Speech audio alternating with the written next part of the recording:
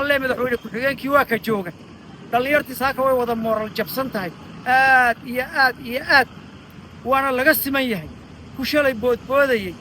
iyo ku ka hor jeedayba raxmaan cirow 58kii dekadda saylac waxaa aasay cabdiraxmaan tuur taariikho hore oo aad ugu lida gobolka ayaad ku leedihiin garxajiska 102 qof oo lagaa siiyey 5 qof dee caqliga islaamku u diiday halkan waxaan ka tilmaamayaa waxa weeye horta gada buursiyow rag tashaday oo soo tashaday ee adigu wali oo tafaraaruqan oo 10 meelood u kala taagan ayaa doonaysaa inaad xul la qaybsato haddaba tala xumadu waxaan u malaynayaa maanta inay ilmaha uurka ku jiraan arkaayo marka waxaa la yidhi sandareerada sadle cumamoodu waa si lagu sabay sucu markaa igarhka yahay ee u diido caana yar baa si loogu godliyo sanka loogu tiirxaa markaasaa caanaha weyn laga maalaa 102 qof oo lagaa siiyey 5 qof dee caqliga islaamku u diiday xataa waxay tilmaamaysaa waxayba ceeb ku tahay ka waxaa soo magacaabayba wax khalad ku tahay isagay ku foolxun tahay iska daayo isaga ayay ku foolxun tahay laakiin waxaa la yidhi wax waliba bartii ay isdhigtuun baa lagu bireeyaa marna uma bureedheen haddaan baawar waan leenahay baawaran wax ku qaadanno waan leenahay laakiin ma isticmaalayna innagii baa isjebinnay haddaan isjebinnay ubadkeennii yaryaraa maxay u aayayaan waar waxaa doqon yahay ka kacabuu ninkii meesha xaaje aad dib ugu aydaan waxaan leeyahay madaxweyne ku-xigeenkii waa ka jooga dhalinyartii saaka way wada mooral jabsan tahay aad iyo aad waana laga siman yahay ku shalay boodboodayey iyo ku ka hor jeedayba maanta hoos buu fooraa waxaan leeyahay libaaxle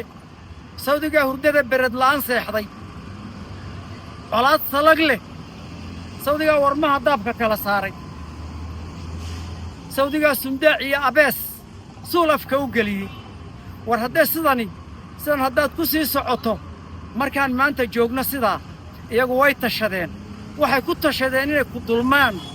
waa ka midaysan yihiin waxaa weliba kii hore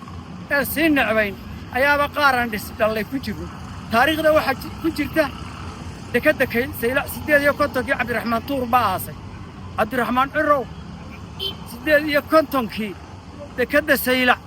waxaa aasay cabdiraxmaan tuur taariikho hore oo aad ugu lida gobolka ayaad ku leedihiin garxajiska markaa hadalkayga waxaan leeyahay dad bayaannaan canaanan cidna waxba kulan aan tashanno wixii dana haddii kale ubadkeenna yaryari dee maxay nooga aayayaan meeshan awowayaasheen baa u soo dagaalamay u soo idiyey haddii waxba la yskaga kaa tirin waayo maalin walbaba lagugu day tu ka sii xunberrina 3 baa lagaa siin sahan dambe 2 haddii waxba lagu siin waayana damiir kacaba inaad lahayn baa lagu ogyahay waxaayo waxna khuseeya maaha madaxweyne ku-xigeenka waad mahadsan tahay waad joogtaa annaga cid waxaa liqi karaysaa oo dhallinyar oday iyo saqiir iyo kitaabkii xulka haya waxaa kaa liqayaa ma jirto waxaan ku seexan waxaa kama liqi karno nama anfaco iska hayso intaana ku dar